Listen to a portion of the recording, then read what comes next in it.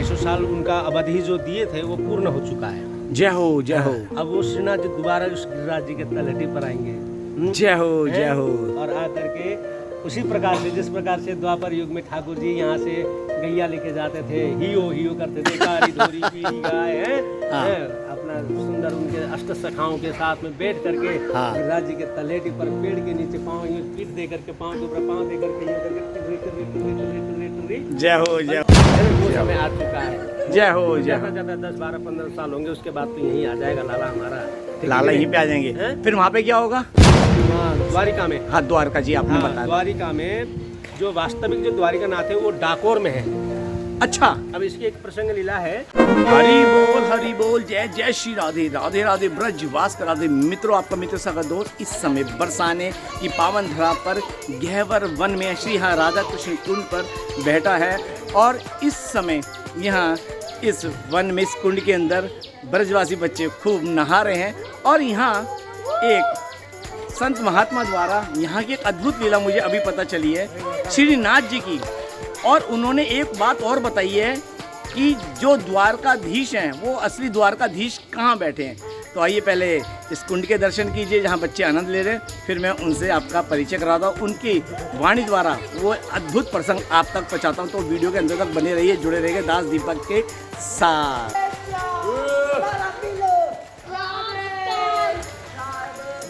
क्या बात है, आनंद ही आनंद। राधे राधे राधे राधे। क्या बात है, आनंद ही आनंद। बहुत सुंदर बहुत सुंदर। प्रभु जी राधे राधे। जय श्री राधे। प्रभु जी आपका शुभ नाम? अनंत दास। अनंत दास जी, आपने अभी एक अद्भुत लीला बताई है। इधर बैठ जा बगल में। जगत में बिल्कुल। हाँ, तो आप थोड़ा इस बारे में और विस्तार से बताइए। क्या विषय था, मैं तो भूल गया। आपने श्रीनाथ जी के बारे में बताया। श्रीनाथ जी वापिस कर रहे हैं वृंदावन में जी। वो तो ठाकुर जी की विशेष विचित्र लीला है। हाँ वही बताइए, ताकि क्योंकि मैंने पहली बार सुनी, मैं गदगद हो गया कि ये विचित्र लीला कैसे अद्भुत 250 साल बाद आप अपनी दिव्य वाणी से बताइए। अरे ऐसे ना कि इसमें बनावटी आ जाता है फिर। नहीं बनावटी कुछ नहीं है, आप रियलिटी बता रहे हैं, बोलते चलिए। वो ऐसा होता है, मैं तो आपको यही निवेदन कर रहा था ना पहले से ही। हाँ जनता तो ठीक है, सुन रहा है, देखता है, बिल्कुल है ना, अच्छी बात है। लेकिन ये सुन करके विस्मरण करने का विषय नहीं है। इसको सतत उसको मानस पटल पर है ना हृदय में विराजमान करा करके उसको बार बार स्मरण करके आनंदित होने का विषय है। मैं आनंदित हुआ ना, तभी मैंने कहा मेरा मन गदगद हो गया। तब की मैं दूसरी तरफ मुंह करके बैठा था, आपने जैसी ही बात बोली मैं आपकी तरफ मुड़ गया। हाँ, तो हम लोग आपस में चर्चाएं चल रही। तो इस चर्चा का तो विषय बहुत आनंद है, यही तो रस है। श्रीनाथ जी का जब यहाँ से जब श्रीनाथ जी गए थे जी, तो श्रीनाथ जी ने यहाँ के जो ब्रजवासी हैं हाँ उनको ये प्रण करके गए थे कि मैं 250 साल बाद मैं पुनः वापस आऊँगा। अच्छा जी, है ना। अच्छा जी। और 250 साल उनका अवधि जो दिए थे वो पूर्ण हो चुका है। जय हो जय हो। अब वो श्रीनाथ जी दोबारा उस गिरिराज जी के तलहटी पर आएंगे। जय हो जय हो। और आकर के उसी प्रकार से जिस प्रकार से द्वापर युग में ठाकुर जी यहाँ से गैया लेके जाते थे, हियो करते थे, कारी धोरी पीली गाय है अपना सुंदर उनके अष्ट सखाओं के साथ में बैठ करके गिरिराज जी के तलहटी पर पेड़ के नीचे पाँव यूं पीठ दे करके पाँव के ऊपर पाँव दे करके यूं करके जय हो जय हो। राम जी की इच्छा से मैं ये बता रहा था। हाँ जी। तो श्री श्रीनाथ जी पुनः उस श्री ब्रज भूमि को जी ब्रजमंड अहो सौभाग्य हमारा ये है कि हमको वो काल का दर्शन हो रहा है। जय हो। ठीक है कि नहीं तो हमारा देव दुर्लभ दर्शन होते हैं, ये देवताओं को भी तो सुलभ नहीं है। बिल्कुल प्रभु जी, बिल्कुल बिल्कुल। श्री महारानी ने कृपा करके अथवा श्री श्रीनाथ जी ने कृपा करके हम लोगों को यह समय हमको बड़ा इस एक क्या बोलते हैं इसका लालित के समय हमको प्रस्तुत किया, जो सौभाग्य हमको प्राप्त है आज। तो शायद हो सकता है ब्रह्मांड में किसी देवी देवता के पास भी नहीं। बिल्कुल जी, सत्य वचन। अब श्रीनाथ जी आएंगे इधर, वो द्वापर युग में जो वातावरण फैला हुआ था वो वातावरण को पुनः यहाँ पर प्रस्तुत करेंगे और जितने ब्रजवासी हैं उनको निज स्वरूप प्रकट करके उस दिव्य लीलाओं का दर्शन कराएंगे जो हम आप उस चीज के लिए वृंदावन आते हैं, जिस वस्तु के लिए वृंदावन आते हैं, जिस वस्तु को प्राप्त करने का ध्येय से हमने आते हैं, वो आपको सहजता पूर्वक ठाकुर जी कृपा करके दे देंगे, है ना। वो समय आ चुका है। जय हो जय हो। ज्यादा 10, 12, 15 साल होंगे, उसके बाद तो यहीं आ जाएगा लाला हमारा। लाला यहीं पे आ जाएंगे। फिर वहाँ पे क्या होगा? वहाँ पर फिर उनके जो जिस प्रकार को बताया ना मैंने द्वारिका में। हाँ द्वारका जी आपने बताया। द्वारिका में जो वास्तविक जो द्वारिका नाथ है वो डाकोर में है।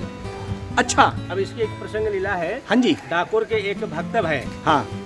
और उनका नित्य नियम था कि हर एकादशी को श्री द्वारिका जाकर के दर्शन करना। जय हो। बैलगाड़ी में बुग्गी में जाते थे, जय हो। पहले पैदल ही जाते रहे, जब जय हो। वृद्धावस्था आई तो फिर पीछे उन्होंने बैलगाड़ी का सहारा लिया। जी जी जी।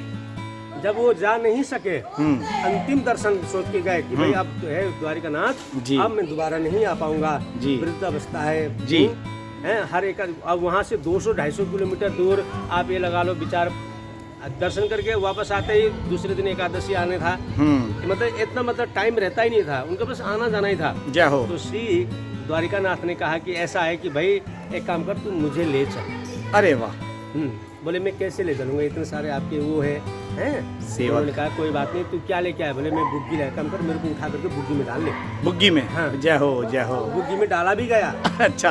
हाँ, बुग्गी में डाल करके उन्होंने कहा कि भाई जैसे पता लग गया तो फिर तो मुझे मारेंगे। तो उन्होंने कहा तू टेंशन क्यों लेता, चिंता क्यों करता, मैं हूँ ना। उनको घोड़ाओं का आवाज़ आया तो उन्होंने कहा द्वारिका नाथ से कि प्रभु तो आगे लेने, एक काम कर तू मुझे उठा के कुआं में डाल दे। जय हो। हाँ, कुआं में डाल दे। बोले कुआं में डाल दे, बोले डाल दे। डाल दिया, पकड़ लिया उन्होंने, सेवकों ने उनको बहुत मारा। हाँ, बहुत बुरी तरह से मारा, परंतु उनकी इतनी मार को तो अगर साधारण व्यक्ति होता तो वो मर जाता, परंतु उनका सारा पीड़ा को जिस प्रकार से माधव दास को डंडा पड़ने पर श्री जगन्नाथ जी ने अपने पीठ दाब लिया। तो मेरे पीठ में लगा। जब श्रीनाथ जी का जैसे जगन्नाथ जी का पट हटा, जब स्नान करने के लिए जब पीठ देखा तो बड़े बड़े डंडे के जिस प्रकार से स्टाम्प पे बैठे होते हैं ऐसे स्टाम्प बैठे हुए थे श्री जगन्नाथ जी का। तो पुजारी ने पूछा जय जय ये कैसे डंडा? बोले तुमने मेरा ही अधर स्वरूप वो माधव दास है जिसको तुमने मारा, उसका सारा दंड मैंने लिया है। इसी प्रकार से ठाकुर जी ने लिया, उधर ठाकुर जी का रक्त बह रहा था।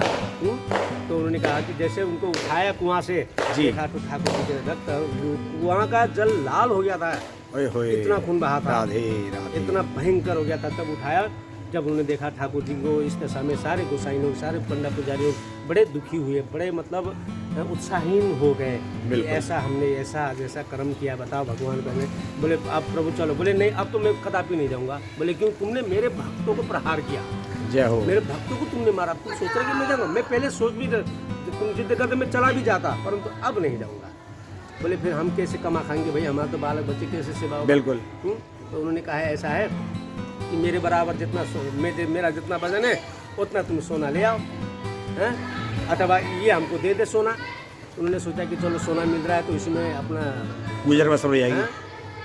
तो ठाकुर जी ने उस भगत को बोला कि भाई जा करके तो सोना ला के इनको दे दे। तो भगत बोला बेचारा मैं तो मांग करके गुजारा करने वाला है। अम्मा डंडौत ठीक है तू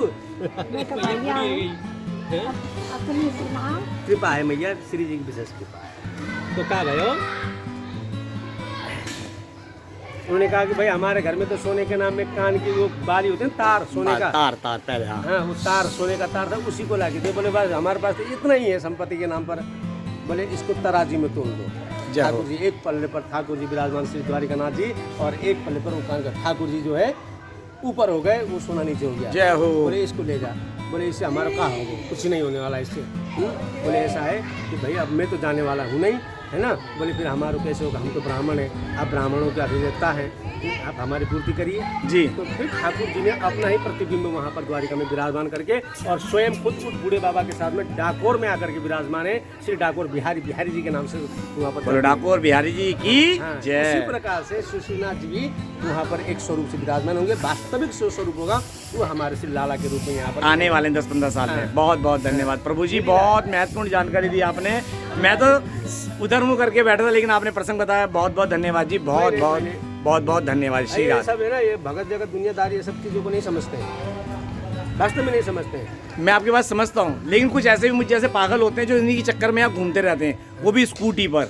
राधे राधे।